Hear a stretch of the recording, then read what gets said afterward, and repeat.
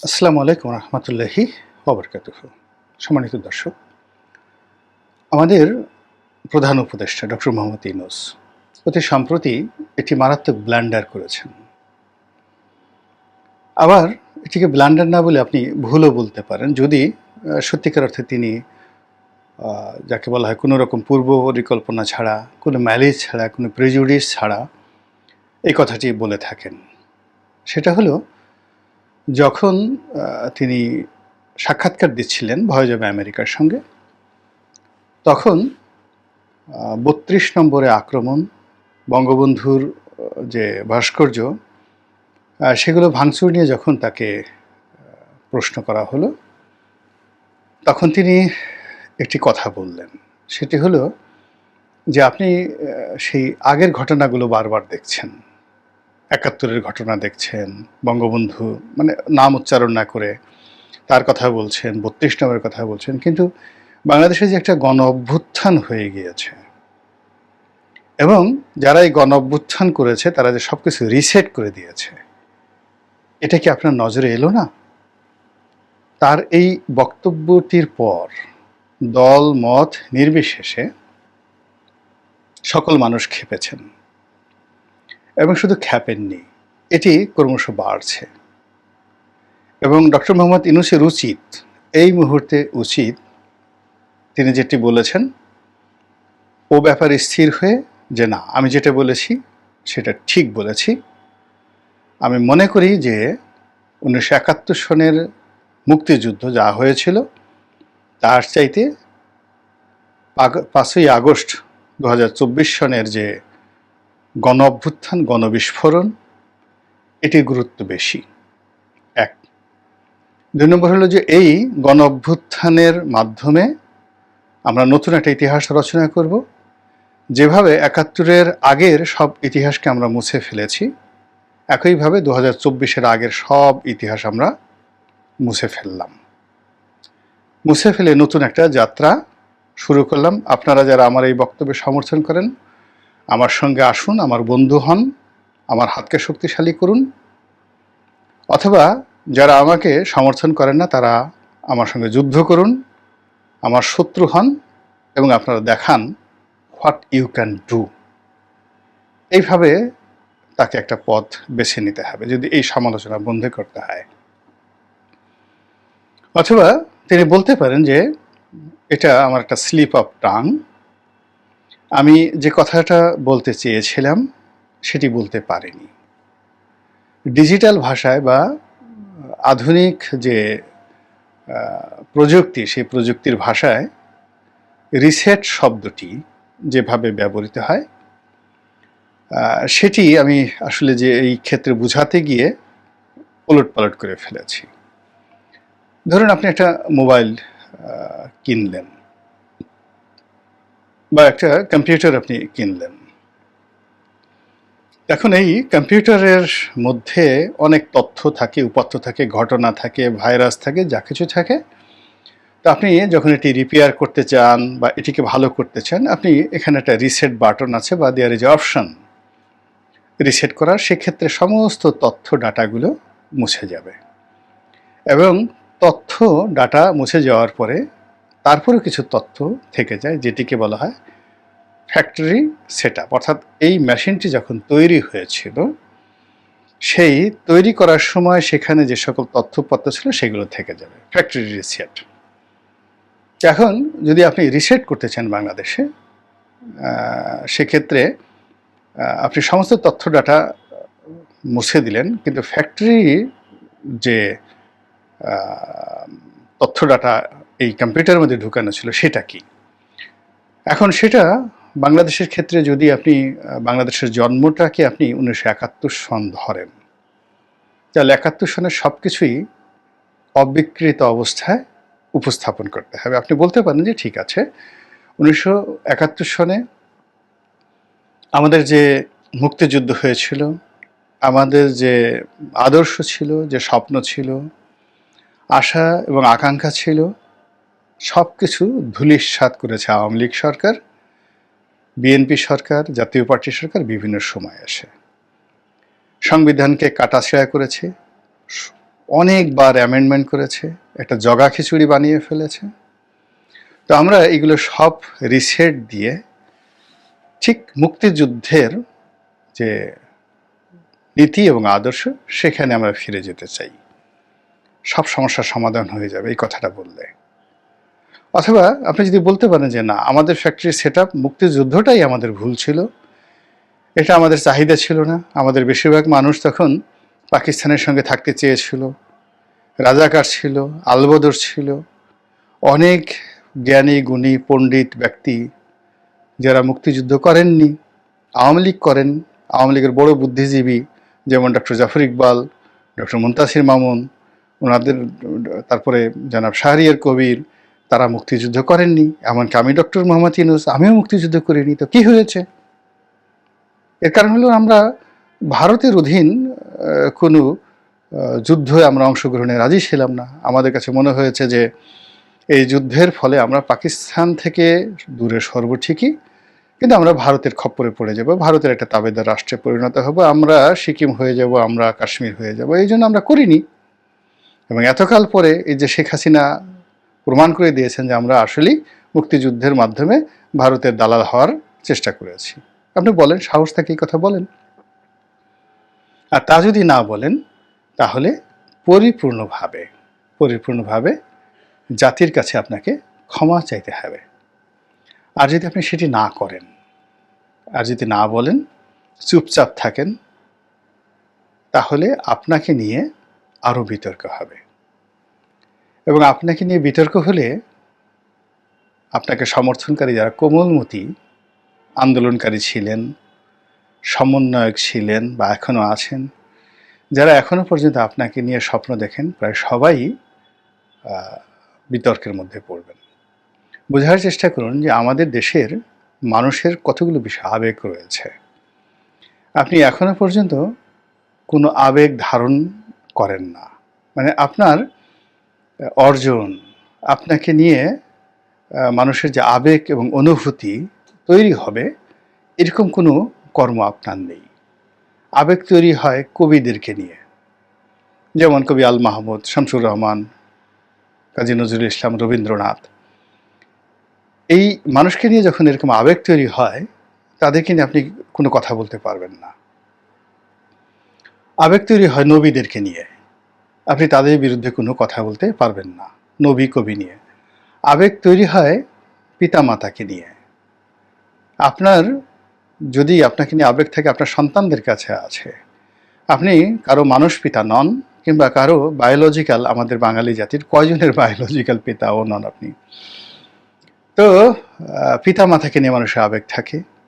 ধর্মীয় গুরু, যেমন চার মাযহাবের চার ইমাম, সাহাবা একরাম, হিন্দুদের মুনি ঋষি, তাদেরকে নিয়ে মানুষের আবেগ থাকে।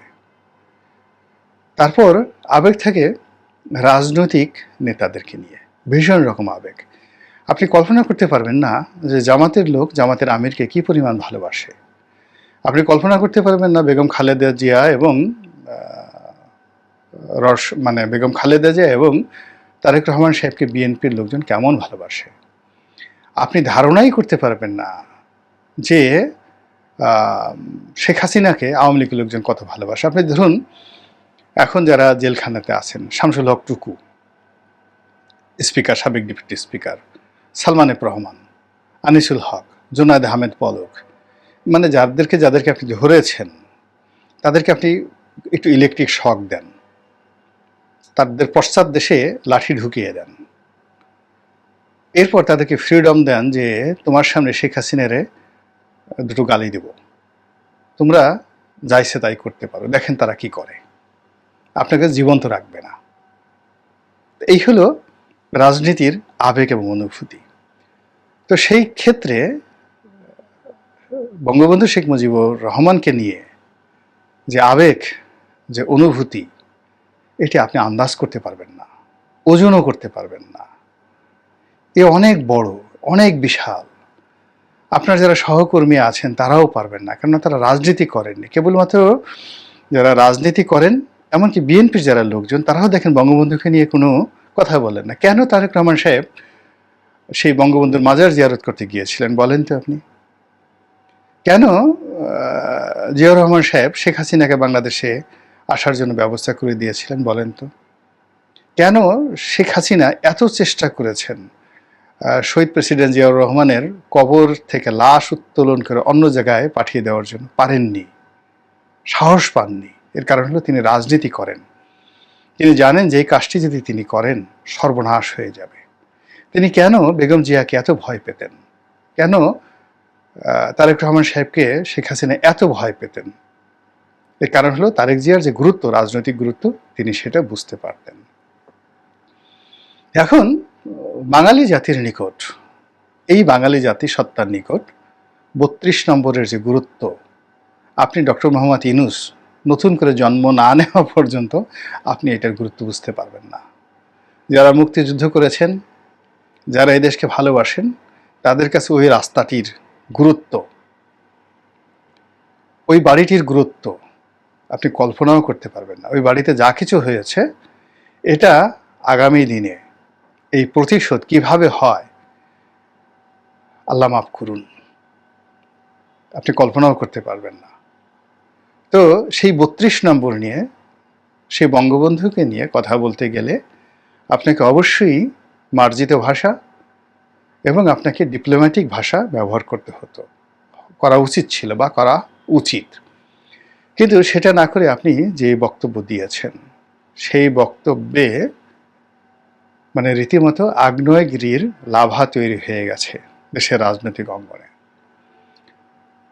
শুধুমাত্র আওয়ামী লীগ নন, বিএনপির অনেক লোকও আপনার এই কথা দ্বারা বিক্ষুব্ধ হয়েছেন। এমনকি জামাতের লোকও বিক্ষুব্ধ হয়েছেন। আপনি দেখেন তো, জামাতের আমিরকে দিয়ে বঙ্গবন্ধুকে একটা গালি দেওয়ান তো পারেন কিনা? বঙ্গবন্ধুকে একটা গালি দেওয়ান ডক্টর শফিককে দিয়ে আপনি পারবেন না, অন্য কোনো নেতাকে দিয়ে আপনি পারবেন না। আপনি শেখ হাসিনাকে গালি দেওয়াতে পারবেন, তাও পারবেন না। শেখ হাসিনাকে জামাতের আমির গালি দেবেন না। কেন মির্জা ফখরুল সাহেব আওয়ামী লীগের রাজনীতি রাখতে চাচ্ছেন? তিনি পরিশুদ্ধ আওয়ামী লীগ চাচ্ছেন, কারাপ্টেড আওয়ামী লীগগুলো শাস্তি চাচ্ছেন, কিন্তু আওয়ামী লীগের রাজনীতি তিনি উচ্ছেদ করতে চাচ্ছেন না। শেখ হাসিনা যে ভুল করেছেন, রাজনীতি কে যাকে বলা হয় প্রতিদ্বন্দ্বীহীন করার জন্য তিনি তার সকল রাজনৈতিক প্রতিপক্ষকে তিনি দমন করার চেষ্টা করেছেন, এটা তার রং সিদ্ধান্ত। কিন্তু বিএনপি সেই ভুলটি করবে না। না করার কারণে আপনি দেখুন, তারেক রহমান সাহেব, বেগম জিয়া, মির্জা ফখরুল সাহেব, তারা ৩২ নম্বর নিয়ে, 15ই আগস্ট নিয়ে একটা টু শব্দ কিন্তু করেনি। আপনি কি তাদের চেয়েও বড় নেতা হয়ে গেলেন? তাদের চেয়েও আপনি দেশপ্রেমিক হয়ে গেলেন? আপনি দেশের, বাংলাদেশের জামাতের কত মানুষকে কত ক্ষতি করেছে শেখ হাসিনা। ডাইরেক্ট শত শত মানুষকে গুলি করে পা ভেঙে ফেলেছে, পা কেটে ফেলতে হয়েছে শত শত জামাত শিবিরের কর্মীদেরকে। তাদের 2009 থেকে তাদের জীবন তছনছ করে দিয়েছে। কই, তারা তো বঙ্গবন্ধুকে নিয়ে একটা বাজে কথা বলেনি, তারা তো রিসেট করতে বলেনি। আপনাকে বলেছে জামাতের লোক রিসেট করার কথা? বরং তারা প্রথমে এসে বলেছে আমরা আওয়ামী লীগকে ক্ষমা করে দিয়েছি। কেন এই কথা বলেছে? এর রাজনৈতিক গুরুত্ব আপনি বুঝতে পারেন? অনেকে তার সমালোচনা করেছেন, কিন্তু দুদিন পরে দেখবেন যে তার কথাটা কত গুরুত্বপূর্ণ। তো আপনি এই সমস্ত কিছু না বুঝে, না শিখে আপনি মনে করেছেন গ্রামীণ ব্যাংকে লোন দেওয়া, তারপরে আবার সেই দরিদ্র মহিলাদের কাছ থেকে কৌশলে সেই ঋণ আদায় করা এবং সফল হওয়া, এটাই জীবনের সবচেয়ে বড় সার্থকতা। আপনি মনে করেছেন যে আন্তর্জাতিক লবিস্ট গ্রুপকে ব্যবহার করে একটা ইমেজ বিল্ড আপ তৈরি করা, তারপরে বাংলাদেশে ফ্রান্সের বিনিয়োগ আইনে ড্যানন প্রতিষ্ঠা করা, সেই ড্যানন যে দই তৈরির কারখানা প্রতিষ্ঠা করা, বা টেলিনার কোম্পানিকে বাংলাদেশে এনে গ্রামীণ ফোন প্রতিষ্ঠা করা, এগুলোর মধ্যে জীবনের সফলতা। গ্রামীণ চেক প্রতিষ্ঠা করা, এগুলোই সফলতা না। এই সফলতা অনেক অনেক আপনার চেয়ে কত বড় বড় ধনী, কত সফল মানুষ, নোবেল লরিয়েট, আপনি তো নোবেল পুরস্কার পেয়েছেন, যিনি নোবেল প্রতিষ্ঠা করেছেন, আলফ্রেড নোবেল। এই বাংলাদেশে কয়জন মানুষ তার সম্পর্কে জানেন? কয়জন মানুষ জানেন? কিন্তু বাংলাদেশে আপনি রাজনীতিবিদ দেখেন, 1000 বছর আগের রাজনীতিবিদ, আপনি জিজ্ঞাসা করেন গোপালের কথা, পাল বংশের গোপালের কথা, আপনি জিজ্ঞাসা করেন ধর্মপালের কথা, আপনি জিজ্ঞাসা করেন লক্ষণ সেনের কথা, আপনি জিজ্ঞাসা করেন বল্লান সেনের কথা, গড় গড় করে মানুষ ঘন্টার পর ঘন্টা বলে দেবে। আপনি অলি আল্লাহ গাউস কুতুবদের কথা জিজ্ঞাসা করেন, 1000 বছর আগের কবির কথা জিজ্ঞাসা করেন, বানভট্টের কথা জিজ্ঞাসা করেন, কালিদাসের কথা জিজ্ঞাসা করেন, আপনি 5000 বছর আগের কবির কথা জিজ্ঞাসা করেন, ঋষি বেদব্যাসের কথা জিজ্ঞাসা করেন, সবাই গড় গড় করে বলে দেবে। কিন্তু আপনার মতো ব্যক্তিত্ব 100 বছর আগে কারা ছিল এই বাংলাদেশে, আপনি জিজ্ঞাসা করেন যে ঢাকা শহরে বড় একজন ধনী, সবচেয়ে সফল, বড় একটা পুরস্কার পেয়েছে ইংরেজ জমানাতে, বহু নাইট উপাধি পেয়েছে। এখন আপনার নোবেল পুরস্কারে যেভাবে গুরুত্ব, ব্রিটিশ জমানাতে এই বাংলাদেশে অনেকে স্যার উপাধি পেয়েছেন, রায় বাহাদুর উপাধি পেয়েছেন, খান বাহাদুর উপাধি পেয়েছেন। কয়জন খান বাহাদুর, রায় বাহাদুরের নাম আমরা জানি? আমরা সেটা জানি না। কিন্তু ওই যে জীবনানন্দ দাশ কিংবা তার মা কুসুম কুমারী, আমাদের দেশে হবে সেই ছেলে কবে, কথায় না বড় হয়ে কাজে বড় হবে, ছোট্ট একটা কবিতা লিখে গেছেন। আমরা এখনও তাদেরকে স্মরণ করি। তো কাজেই বঙ্গবন্ধু 32 নম্বর, জিয়াউর রহমান 7ই নভেম্বর, মানে এই জিনিসগুলো আমাদের ইতিহাস ঐতিহ্যের সঙ্গে এমনভাবে মিশে আছে যে এখানে কেউ টান দিলে লক্ষ লক্ষ মানুষের হৃদয়ে টান লাগে। যেমন 15ই আগস্ট নিয়ে কোনো কথা বললে বঙ্গবন্ধুর সমর্থক, আওয়ামী লীগের সমর্থকদের টান লাগে। 7ই নভেম্বর নিয়ে কোনো কথা বললে বিএনপির সমস্ত লোকজনের কিন্তু টান লাগে। তো এই রিদমটা যারা বুঝতে পারে তারাই সফল হয়, আর যারা বুঝতে পারে না তারা ব্যর্থ হয়। তা আপনি কি সফল হবেন না ব্যর্থ হবেন, এই সিদ্ধান্ত আপনার। যদি ব্যর্থ হতে চান বলে যান, যা মুখে আসে তাই বলে যান, করে যান যা ইচ্ছা তাই। আর যদি সফল হতে চান ঘুরে আসুন, তওবা করুন, ভুল স্বীকার করুন এবং এমন কথা বলুন যেন আমাদের অন্তর খুশি হয়ে যায়। আল্লাহ আমাদের সবাইকে হেদায়েত দান করুন এবং হেফাজত করুন। আসসালামু আলাইকুম ওয়া রাহমাতুল্লাহি ওয়া বারাকাতুহু।